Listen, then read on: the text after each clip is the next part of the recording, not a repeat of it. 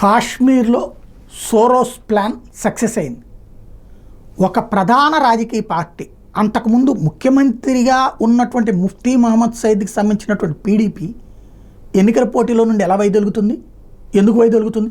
నిన్న కాక మొన్ననే ఆర్టికల్ 370-35 పునరుద్ధరిస్తాం, ఆ తర్వాత అక్కడ ఉన్నటువంటి కేసులన్నీ ఎత్తేస్తాం, అలాగే ఎవరినైతే జైల్లో పెట్టారో వాళ్ళందరికీ ₹1 పరిహారం ఇస్తాం, ఇట్లాంటి ప్రకటనలన్నీ చేసినటువంటి మహాసాధ్వి అకస్మాత్తుగా ఎందుకు మానేసింది?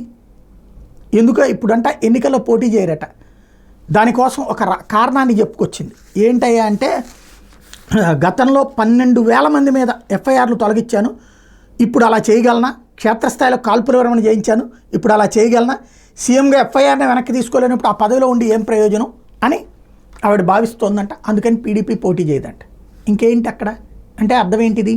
సోరోస్ నడిపిస్తున్నటువంటి గేమ్, కాశ్మీర్ రాజకీయాలని అమెరికా, సోరోస్ లేకపోతే సిఐఏ వీళ్ళు వేస్తున్నటువంటిది భారతదేశంలో ఎత్తుగడల్లో ఒకటి. అంటే ఇప్పుడు కాంగ్రెస్ ఎన్సీ కూటమి, నేషనల్ కాన్ఫరెన్స్ కూటమి గెలవాలంటే పీడీపీ పోటీలో ఉండకూడదు.